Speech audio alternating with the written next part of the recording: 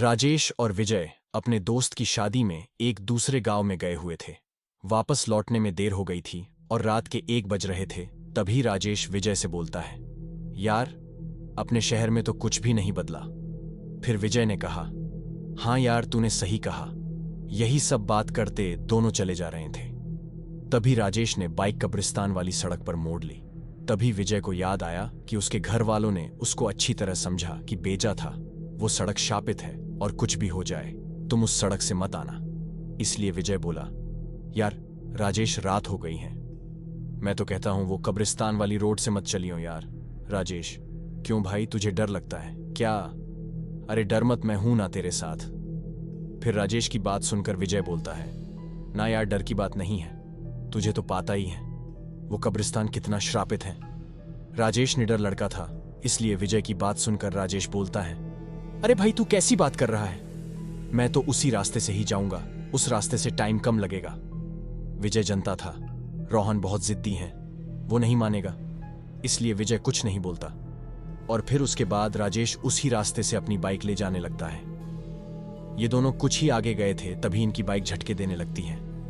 विजय, अरे क्या कर रहा है, सही से चला भाई। राजेश, अरे भाई, मैं तो सही से ही चला रहा हूं, पर पता नहीं इस बाइक में क्या हो गया है। राजेश ने इतना ही कहा था कि इनकी बाइक झटके देते देते थोड़ा आगे जाकर बंद हो जाती है। बाइक बंद होते ही राजेश बोलता है, राजेश, अरे ये बाइक कैसे बंद हो गई?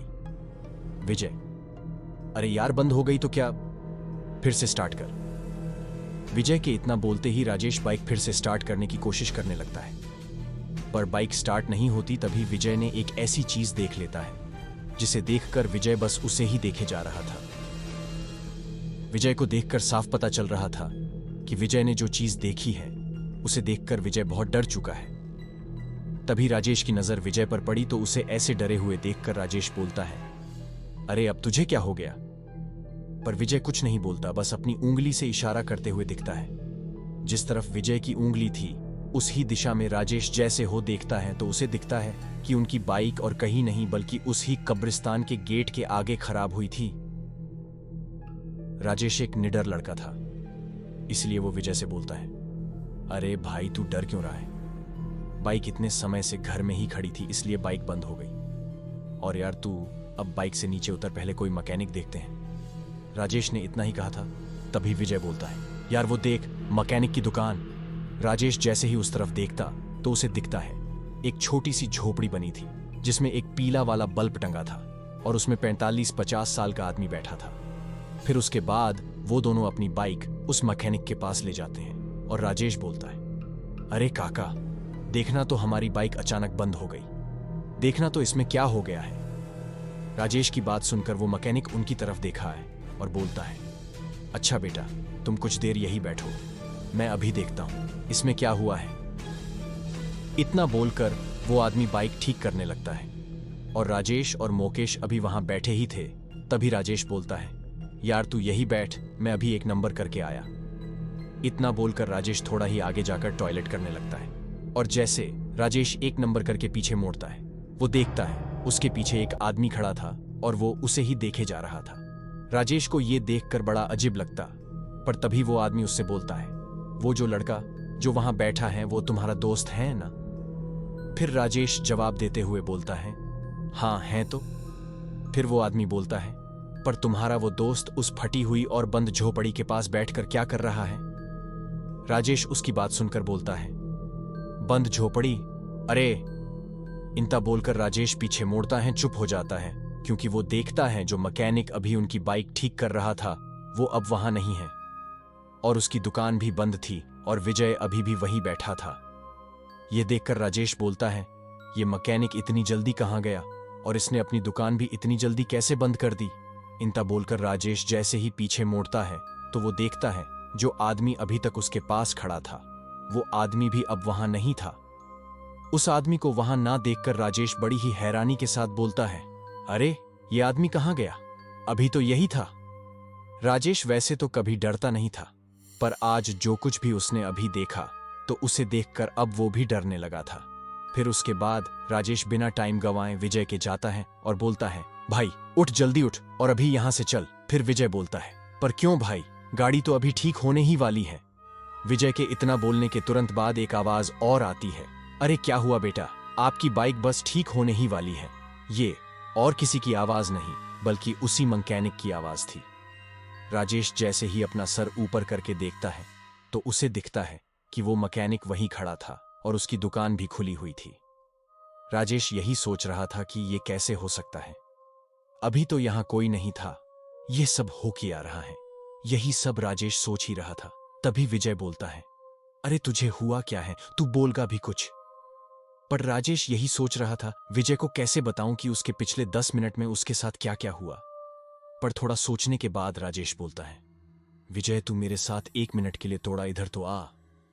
इतना बोलकर राजेश विजय को थोड़ा साइड में ले जाता है और बोलता है, यार विजय, ये जो मैकेनिक है ये मुझे लगता है कि भूत है।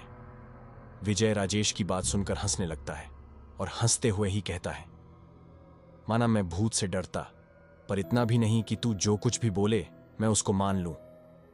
चल अब मजाक बंद कर और चल अब गाड़ी के पास ही बैठते हैं। फिर राजेश बोलता है, रुक भाई। फिर उसके बाद राजेश उसे सारी बात बताता है जो उसके साथ पिछले 10 मिनट में हुई थी। फिर विजय राजेश की बात सुनकर बोलता है, यार तुझे कोई वहम हुआ होगा। इनता बोलकर वो वापस गाड़ी के पास जाने लगता है। विजय ने राजेश की बात को मजाज में ले लिया था, इसलिए वो दोनों वहीं अपनी गाड़ी के पास ही आकर बैठ जाते हैं।